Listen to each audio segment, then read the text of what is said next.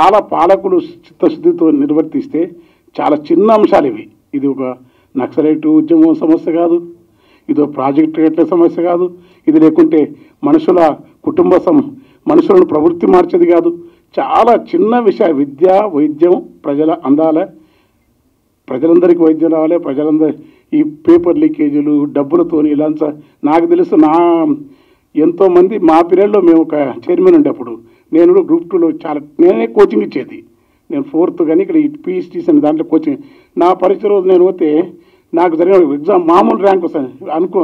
అట్లాంటివి ఇప్పటికీ మా మా మా బంధువు ఉన్నాడు ఒక ఆయన, నీకు తెలుస్తలేదు మీ పిల్లగానికి కూడా వస్తుంది, నువ్వు పోయి కలువు అని అంటే నిజంగా అట్లా జరుగుతాయని నేను నవ్వినారు. అంటే ఇలాంటివన్నీ దారుణంగా వ్యవస్థలో ఎన్నో జరుగుతున్నాయి. ర్యాంకులు రావటం మొదలుకొని ఇవి జరగటం అని.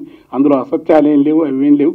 ఆ పిల్లలు చూస్తుంటే ఆ పిల్లల బాధ, వాడు తండ్రిని వదిలిపెట్టిపోయినప్పుడు సేమ్ ప్రతి ఇంట్లో జరిగే సంఘటనే. ఆ పిల్లోడు వాడు తండ్రి మీద కోపంతో నీకు ఫీజు కట్టినా అని ప్రతి ఇంట్లో మన పిల్లలే అదికొస్తారు. ఇట్లా నిత్య జీవితంలో జరుగుతున్న ఈ సమస్యలన్నింటినీ ఒక మహత్తరంగా తెరకెక్కించి నారాయణమూర్తి తన పాత సినిమాలతో పోల్చుకోవద్దు దయచేసి. ఇది చాలా డిఫరెంట్గా ఉంది. తను ఎక్కడ చాలా తక్కువ సార్లు కనపడుతుంది సినిమాలో. ఆ మిగతా పాత్రలన్నీ ఇందులో అందరు హీరోలే అందరూ అట్లా చేసినారు. అట్లా చేసినాడు. అది అన్ని పాత్రలకు సముచితమైన ప్లేస్ ఉంది. చాలామంది కంటే నారాయణమూర్తిగా అట్లేదు ఈ సినిమాలో గొప్పతనం అది. అట్లాంటి సినిమాను తీసి ఆడుతుంది, ప్రజలు ఆదరించాలి. ఎందుకంటే అమ్మ తులసమ్మ నువ్వు చెప్తావు అన్న నారాయణమూర్తి గారికి పెడితే నేను ఒకటే మాట చెప్పాను ఇప్పటికే ఇంటప్పుడు పర్సనల్. ఆయన అనేక సమస్యలు నేను చూసినాను. అందరు తుఫాను బాధితులకు 1,50,000 ఇవ్వాలంటప్పుడు అందరికంటే ఎక్కువ పాడేది ఇచ్చినాడు. తర్వాత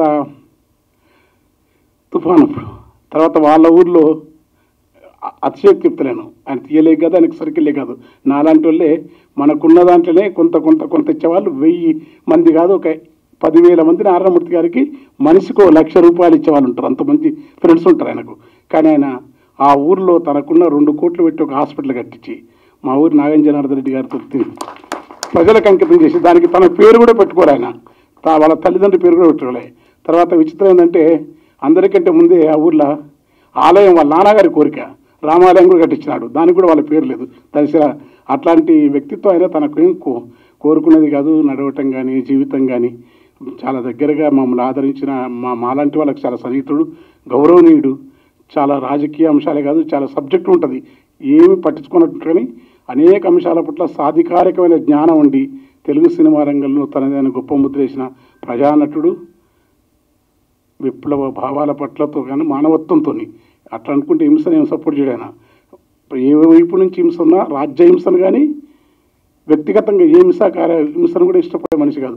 అలాంటి మనిషి ఈ వ్యవస్థలో ఉన్న అనివార్యంగా మనుషులు హింసకు ఎట్లా ప్రేరేపించబడతారు, ఎట్లా హింసలోకి వస్తారు, హింస రాజ్యం ఎంత క్రూరంగా ఉంటుంది.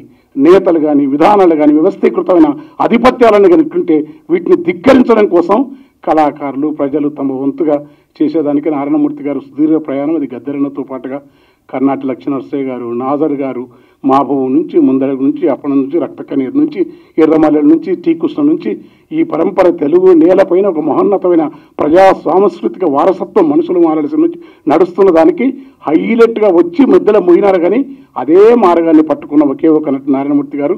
ఈ సినిమాను ప్రజలు ఆదరించాలి. నమస్కారం.